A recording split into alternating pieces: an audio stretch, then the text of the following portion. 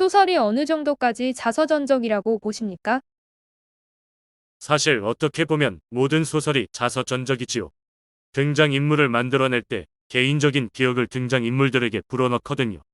제 일부를 이 등장인물에게 부여하고 저의 다른 부분을 또 다른 인물에게 부여합니다. 이런 의미로 보자면 저는 결코 자서전을 쓰는 건 아니지만 제 소설들은 제 자서전이라고 볼 수 있는 거지요. 두 가지는 서로 다르답니다. 당신의 이미지가 직접 투영된 것이 많습니까? 토코의 진자에서 벨보가 묘지에서 트럼펫을 연주하는 장면이 생각납니다만. 그 장면은 확실히 자서전적입니다. 저는 분명히 벨보가 아니지만 그런 일이 제게 일어났습니다. 그 일은 너무나도 중요한 의미를 지니고 있는 만큼 제가 아직 한 번도 하지 않았던 이야기를 해드리고자 합니다. 저는 석 달 전에 $2,000가량 하는 좋은 트럼펫을 샀답니다. 트럼펫을 불려면 오랫동안 입술을 훈련해야 합니다. 12살쯤에는 트럼펫 연주를 꽤 잘했지요. 하지만 지금은 그런 솜씨가 없어져서 아주 형편없이 연주한답니다. 그래도 매일 연습을 하고 있습니다. 어린 시절로 돌아가고 싶기 때문이지요. 저에게 트럼펫은 제 젊은 날의 증거입니다. 바이올린에는 아무 느낌도 없지만 트럼펫을 보면 제 피 속에서 세계가 꿈틀대는 걸 느낀답니다. 어린 시절에 불었던 곡조를 연주할 수 있으신가요? 연주를 하면 할수록 훨씬 생생하게 기억이 납니다. 확실히 너무 높거나 너무 어려운 부분들이 있어요. 그런 부분들은 여러 번 반복하고 애를 씁니다. 하지만 제 입술이 제대로 반응하지 않고 있다는 걸 알지요. 기억에서도 똑같은 현상이 있나요? 이상한 일이지만 나이가 들수록 더 기억이 또렷해지네요. 예를 들면 제 고향의 사투리는 알레산드리아 방언입니다. 롬바드, 에밀리안, 제노바 방언의 요소를 가진 비에몬테어의 반개지요. 저희 가족은 중산층이고 아버지께서 저와 제 누이는 이탈리아 표준어만 사용해야 한다고 생각하셨기 때문에 저는 이 방언을 써본 적이 없습니다. 하지만 부모님끼리는 이 방언으로 말씀을 나누셨지요. 그래서 저는 그 방언을 잘 이해하지만 해본 적은 없습니다. 그런데 갑자기 50년 후에 제 뱃속에서부터인지 무의식에서부터인지 그 방언이 자라나더니 옛 고향 친구를 만나면 그 말을 할 수가 있게 된 거예요. 세월이 지나면서 이미 잊어버린 것을 되찾았을 뿐 아니라 한 번도 배우지 못했다고 생각한 것까지 되찾을 수 있었답니다. 장미의 이름 후기에서 나는 모든 곳에서 중세 시기를 본다. 그 시기는 중세적이지만 중세적으로 보이지 않는 내 일상의 관심사에 투명하게 덮여 있다. 라고 쓰셨지요. 일상적 관심이 어떤 식으로 중세적인가요? 평생 동안 중세시대에 완전히 몰입하는 경험을 수없이 했지요. 예를 들면 논문 준비를 하면서 프랑스 국립도서관에서 논문 자료를 찾기 위해 한 달씩 2번 파리로 여행을 간 적이 있습니다. 그 2달 동안 중세시대에만 살기로 결정을 했지요. 파리의 지도를 축소해서 어떤 특정 거리만 선택한다면 진짜 중세시대를 살 수 있답니다. 그러고 나면 중세인처럼 생각하고 느끼기 시작하지요. 한 가지 예를 들어보죠. 제 아내는 세상 거의 모든 허브와 꽃들의 이름을 아는 훌륭한 정원사인데 장미의 이름을 쓰기 전에 제가 자연에 관심이 없다고 언제나 꾸짖었어요. 한 번은 시골에 가서 모닥불을 피웠는데 나무 사이로 빨간 불티가 날아다니는 것을 보라고 말하더군요. 물론 저는 보지 않았죠. 그런데 나중에 장미의 이름 마지막 장에서 불을 비슷하게 묘사한 걸 읽고 나서는 그러니까 당신 그 불티를 봤군요. 라고 제 아내가 말했어요. 전 이렇게 대답했죠. 아니, 난 안 봤어요. 하지만 중세 수도사는 불티를 어떤 식으로 볼 거라는 건 알고 있어. 실제로 중세에 살았으면 그 삶을 즐겼을 거라 생각하시나요? 글쎄요. 중세에 살았더라면 이 나이까지 살아있을 수 없었겠지요. 중세에 살았더라면 그 시대에 대한 제 감정은 엄청나게 달랐을 거예요. 실제로 살기보다는 그냥 그 시대를 상상하는 편이 나을 듯하네요. 보통 사람들에겐 중세가 신비하고 멀게만 느껴집니다. 중세에 끌리신 이유가 뭔가요? 딱히 뭐라고 말하기 어렵네요. 어떤 사람을 왜 사랑하게 되는 거죠?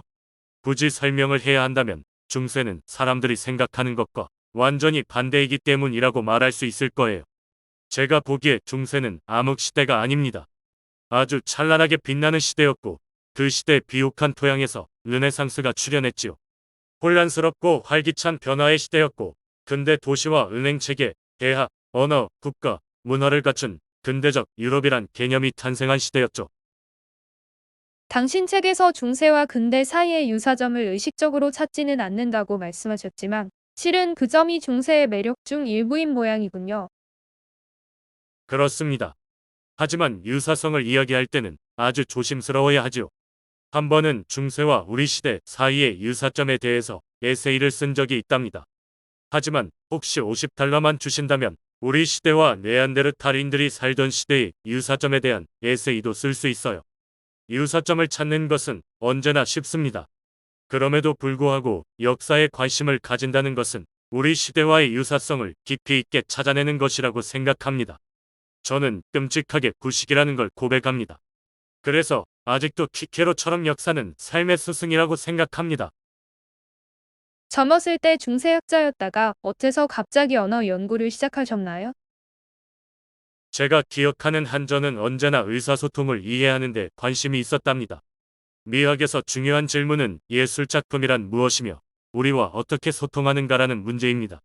저는 어떻게라는 방식의 문제에 특히 관심이 있죠. 게다가 우리는 언어를 생산하기 때문에 인간이라고 인식되고 있지요. 석사 논문을 끝낸 직후 이탈리아 국영방송에서 일을 시작했답니다. 그게 1954년이었는데 최초의 텔레비전 방송국이 만들어진 지 불과 몇 달 뒤였지요. 이탈리아에서 대중적인 시각 커뮤니케이션 시대에 서막이 열린 것입니다.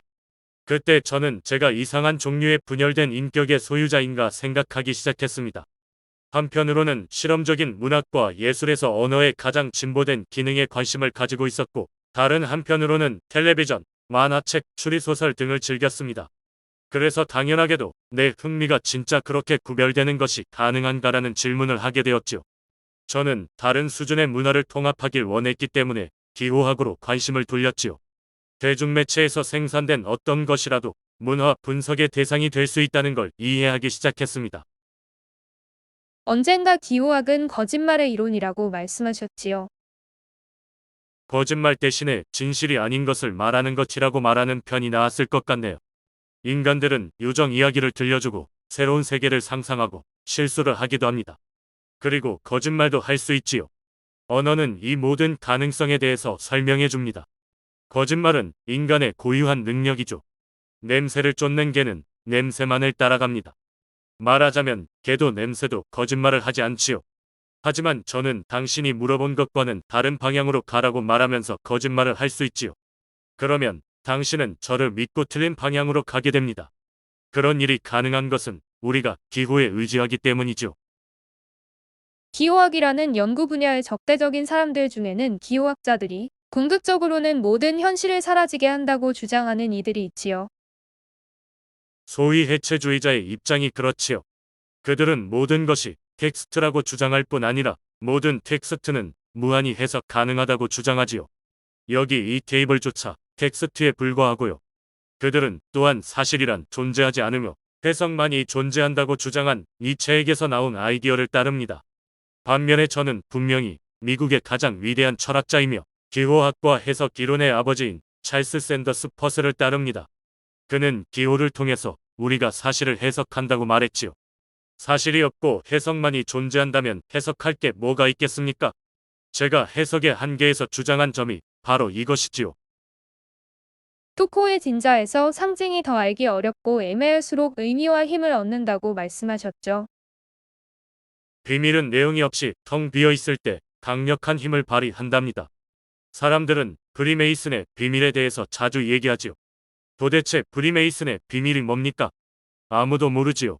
그것이 텅 비어 있을 때 온갖 가능한 개념으로 그것을 채울 수 있고, 그러면 그 비밀은 힘을 갖게 되지요. 기호학자로서의 작업이 소설가로서의 작업과 완전히 분리되어 있다고 말씀하실 수 있는지요? 믿기지 않을지 모르지만 소설을 쓸 때는 기호학에 대해서는 전혀 생각하지 않는답니다. 소설에 대한 기호학적 작업은 나중에 다른 사람들이 하겠지요. 다른 분들이 작업을 해놓으면 그 결과에 언제나 놀라곤 한답니다. 다빈치 코드는 읽으셨나요? 네, 다빈치 코드를 읽는 잘못을 저지르고 말았네요. 그 소설은 푸코의 진자에 괴상한 작은 반개 같은 느낌입니다. 다빈치 코드의 작가 댄 브라운은 푸코의 진짜의 등장인물이랍니다. 제가 그 사람을 만들어냈나 봐요. 브라운은 제 등장인물들이 매력을 느끼는 것들인 장미 십자회, 프리메이슨, 예수회 등의 세계적인 음모에 매혹되어 있습니다. 템플 기사단의 역할, 그리고 봉인된 비밀에 관해서도요. 원리는 모든 것이 연결되어 있다는 것이죠. 저는 어쩌면 댄 브라운이라는 사람은 존재하지 않을 수도 있다는 의심도 품고 있답니다. 서구적 소설의 영역을 진지하게 받아들인다는 생각은 당신의 많은 소설에서 존재하는 것 같군요. 서구가 어쨌든 실체와 진실성을 획득하는군요. 네, 창작이 현실을 만들어내지요. 저의 네 번째 소설인 바우돌리노가 바로 그런 내용이랍니다. 바우돌리노는 신성로 마제국 황제인 프리드리히 바르바로사의 궁정에 사는 장난꾸러기 꾀보입니다. 그 소녀는 성배의 전설에서부터 볼로냐 배심원들에 의해서 바르바로사의 통치가 합법화되는 것에 이르기까지 수많은 이상한 일들을 만들어냅니다. 그러는 와중에 그가 한 것들이 실제 현실에 영향을 미칩니다. 가짜나 실수가 실제적인 역사 사건을 발생시키는 것이지요. 프레스터 존의 편지처럼 말입니다. 신비로운 동양세계 어딘가에 존재하는 전설적인 기독교 왕국을 묘사한 그 편지는 위조된 것이지만 중세에 실제로 아시아로 원정을 떠나게 만들었습니다. 그리고 제 소설에서는 바우돌리노 자신이 쓴 것으로 되어 있지요. 크리스토퍼 콜럼버스도 마찬가지이지요. 세계에 대한 그의 관점은 완전히 틀린 것이었습니다. 그는 자신의 적수를 포함한 고대의 모든 사람들처럼 지구가 둥글다는 것을 알고 있었습니다. 하지만 그는 지구가 훨씬 작다고 생각했지요. 이 잘못된 생각에 이끌려서 아메리카 대륙을 발견했어요. 또 다른 예는 시온 장로들의 협약서입니다. 그 서류는 가짜지만 히틀러가 이 서류를 유대인들을 죽이는데 이용함으로써 나치 이데올로기를 강화하고 어떤 의미로는 홀로코스트로 가는 길을 깔아줍니다. 히틀러는 이것이 가짜라는 걸 알았을지 모르지만 유대인들을 그가 원하는 방식대로 정확하게 그리고 있다고 생각했기 때문에 그것을 진짜로 받아들입니다. 바우돌리노는 마지막에 사제들의 왕국은 진짜다.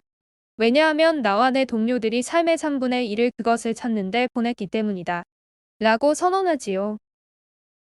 바우돌리노는 서류를 위조하고 유토피아를 고안해내고 미래에 대한 가상의 계획을 수립합니다. 그의 친구들이 실제로 전설적인 동양 지역에 유쾌하게 여행을 떠나자 그의 거짓말은 현실이 됩니다.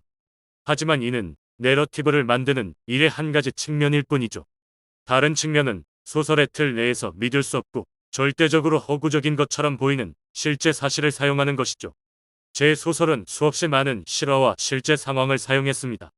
왜냐하면 그것들이 제가 소위 허구의 소설에서 읽은 것보다 훨씬 더 낭만적이고 소설적이기조차 하기 때문이지요. 예를 들어 전날의 섬에서는 가스파 수도사가 목성의 위성을 보기 위해서 이상한 기구를 만드는데 그 결과는 엎치락뒤치락하는 순수한 코미디가 됩니다. 이 기구는 갈릴레오의 편지에서 묘사되고 있습니다. 저는 단순히 갈릴레오의 기구가 실제로 발명되었을 때 무슨 일이 생겼을지 생각해봤습니다. 그러나 제 독자들은 이 모든 것을 희극적 창작이라고 받아들인답니다. 역사적 사건에 기반을 둔 소설을 쓰는데 끌리시는 이유가 뭔가요? 저에게 있어 역사 소설은 실제 사건을 허구화한 것이 아니라 실제 역사를 더 잘 이해할 수 있게 해주는 허구랍니다. 저는 역사 소설을 성장 소설의 요소와 결합시키는 걸 좋아한답니다. 제 모든 소설에는 많은 경험을 통해 성장하고 배우고 괴로워하는 젊은 인물이 등장해요. 당신의 많은 소설은 독창적인 생각에 의지하고 있는 것 같더군요. 그것이 이론적인 글과 소설 쓰기 사이의 간극을 연결하는 자연스러운 방식인가요? 언젠가 우리가 이론화할 수 없는 것은 이야기해야 한다. 라고 말씀하신 적이 있지요. 그것은 비트겐슈타인이 한 말을 농담조로 암시한 것이었습니다. 사실 저는 기호학에 대해서 수없이 많은 에세이를 썼지만 이들 에세이보다 푸코의 진자가 훨씬 기호학의 개념을 잘 표현했다고 생각합니다. 아리스토텔레스가 언제나 우리보다 먼저 어떤 생각을 해냈기 때문에 우리의 생각 자체는 독창적이지 않을 수 있습니다. 하지만 독창적이지 않은 생각에서 소설을 만들어냄으로써 그 생각을 독창적인 것으로 만들 수가 있습니다. 남자는 여자를 사랑한다. 이건 전혀 독창적인 사고가 아니지요. 하지만 문학적인 솜씨를 발휘해서 남녀의 사랑에 대해서 멋진 소설을 쓴다면 그것을 절대적으로 독창적인 것으로 만들 수 있습니다. 모든 것을 고려해 볼 때 이야기가 언제나 훨씬 풍부하다고 생각합니다. 이야기는 사건으로 만들어지고 등장인물에 의해서 풍요로워지고 잘 다듬어진 언어에 의해서 반짝이게 됩니다. 그래서 당연한 이야기겠지만 생각이 살아있는 유기체로 변할 때 그것은 완전히 다르고 훨씬 더 표현력이 풍부한 것이 될 가능성이 높습니다. 다른 한편으로 모순이야말로 소설의 핵심이랍니다. 늙은 노파를 죽이는 것은 흥미로운 일일 수 있습니다. 하지만 윤리학 논문에서 그 생각을 표현하면 F를 받겠지요. 소설에서라면 그 생각은 죄와 벌이라는 산문 걸작이 됩니다. 이 책의 주인공은 늙은 부인네를 죽이는 게 좋은 일인지 나쁜 일인지 결정을 못합니다. 우리가 이야기한 바로 그 모순인 그가 이 문제에 대해 갖는 애매모호함이 시적이고 도전적인 문제가 되지요. 이야기를 쓸 때 질서정연하게 진행하시나요? 전혀 그렇지 않습니다. 한 가지 생각이 다른 생각으로 꼬리를 물고 가지요. 아무렇게나 집어든 한 권의 책이 다른 책으로 이끌어가고요. 때때로 완전히 쓸모없는 서류를 읽을 때 갑자기 이야기를 어떻게 전개해야 할지 제대로 된 생각이 떠오르기도 합니다. 아니면 이미 여러 겹으로 겹쳐진 상자들에 또 다른 작은 상자를 끼워 넣을 수 있는 아이디어를 얻기도 하지요.